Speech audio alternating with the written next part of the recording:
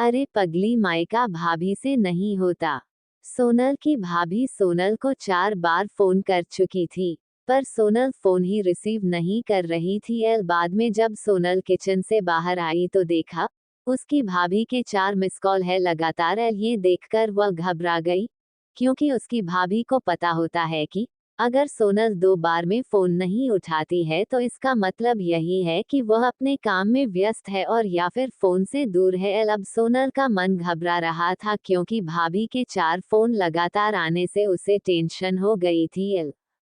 क्योंकि सोनल की मम्मी की तबीयत इन दिनों ठीक नहीं चल रही थी। अभी 2 दिन पहले ही सोनल अपनी मम्मी से मायके में मिलकर आई थी। फिर भी सोनल ने हिम्मत करते हुए अपनी भाभी को फोन लगाया, और फोन जैसे ही भाभी ने उठाया तो सोनल को रोते हुए कहा, दीदी मम्मी जी हमें छोड़कर चली गई है। रात को अच्छे से सोई थी, सुबह आपके भैया और मैंने खूब उठाने की कोशिश की पर वो नहीं उठी। तब हमने डॉक्टर साहब को बुलाया, फिर उन्होंने बताया कि मम्मी जी अब नहीं रही। दीदी आप जल्दी से घर आ जाओ। इतना सुनते ही सोनल की आंखों से आंसू बहने लगे। पापा तो पहले ही उसे छोड़कर जा चुके थे और अब उसकी माँ भी नहीं रही। सोनल तो बिल्कुल बेहाल हो चुकी थी। अब सोनल ने रोते रोते यह बात सक्षम उसके पति को बताई, तो सक्षम ने उसे संभाला और उसे जल्दी से कार में बिठाकर मायके ले गया। सोनल जैसे ही अपने घर पहुंची तो अपनी माँ के शरीर को देखकर उससे लिपट गई और खूब रोई। आखिर में सक्षम ने उसे किसी तरह समझाया और माँ का अंतिम संस्कार किया।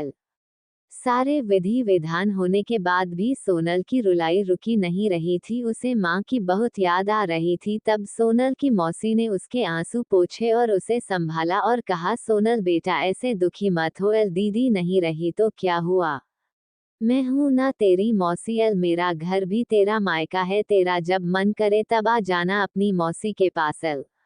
वैसे कहते भी तो है ना, मौसी मतलब माँ जैसी। बेटी मैं तेरा दर्द समझ सकती हूँ, क्योंकि तेरे पापा तो पहले ही तुझे छोड़कर जा चुके हैं और आज दीदी भी चली गई। कहते हैं ना कि माँ के जाने के बाद तो लड़कियों का मायका ही छूट जाता है। ये भाभी तो बस दुनिया को दिखाने के लिए नाम का रिश्ता होता है, क्योंकि मायका तो माँ से ही होता है। सोनल भी मन ही मन सोचने लगी कि शायद मौसी ठीक ही तो कह रही है, और वह मौसी से लिपटकर जोर जोर से रोने लगी और कहने लगी, क्या मासी मेरा भी मायका अब नहीं रहा। तभी सोनल की भाभी दूर बैठी दोनों की बातें सुन रही थी। पहले तो भाभी ने सोनल को चुप कराया और फिर उसे दिलासा दिया। फिर भाभी ने मौसी से कहा कि मौसी जी आपने ऐसे कैसे कह दिया कि मायका केवल माँ से ही होता है।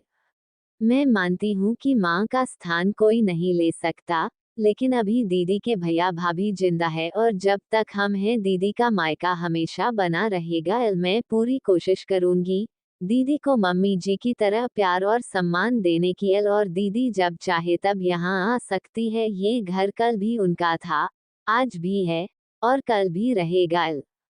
मौसी जी मैं भी एक बेटी हूँ और मेरा भी मायका है, और मैं अच्छे से जानती हूँ कि हम बेटियों के लिए मायका कितना महत्वपूर्ण होता है। मौसी जी आप दीदी को अपने घर जरूर बुलाइए, पर उन्हें अपने भैया भाभी के प्यार से दूर मत करिए।